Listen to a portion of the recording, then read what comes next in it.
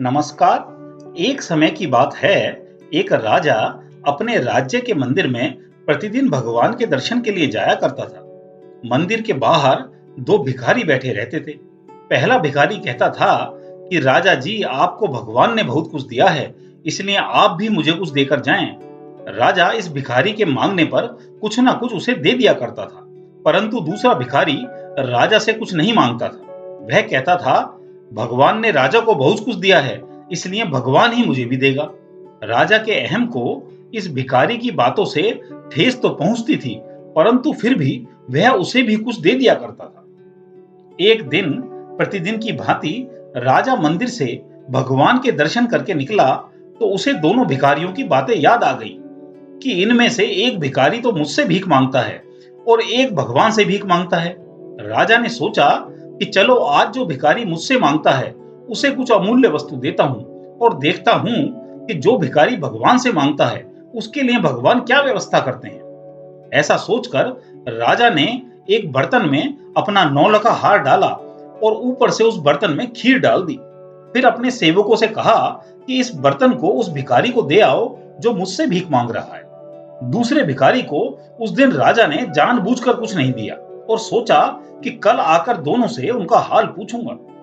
राजा के जाने के बाद पहला भिखारी दूसरे से बोला कि तुमने देखा, मैंने राजा जी से मांगा तो मुझे खीर मिली, तुम भगवान से मांगते हो, अब भगवान तुम्हारा पेट भरेगा क्या? ऐसा कहकर वह भिखारी बड़े चाव से खीर खाने लगा। खीर मात्रा में अधिक थी।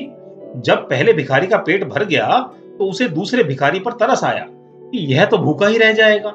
वह बड़े अहंकार से बोला कि चलो, यह बची हुई खीर अब तुम खाकर अपनी भूख मिटा लो। दूसरे भिखारी ने बड़े अनमने भाव से वह खीर का बर्तन पकड़ा और ऊपर आकाश की ओर देखता हुआ कहीं चला गया। अगले दिन राजा जब मंदिर से दर्शन करके बाहर आया तो देखा कि बाहर केवल एक ही भिखारी था। यह वही भिखारी था जो राजा से भीख मांगा करता था। राजा ने उस भिखारी से पूछा कि दूसरा भिखारी कहाँ है, कल उसे भोजन मिला या नहीं? भिखारी ने बड़े गर्व से उत्तर दिया कि महाराज, जब आपने ही कल उसे कुछ नहीं दिया तो उसे भोजन कहां से मिलता? मैंने ही तरस खाकर उसे अपनी बची हुई खीर दे दी थी।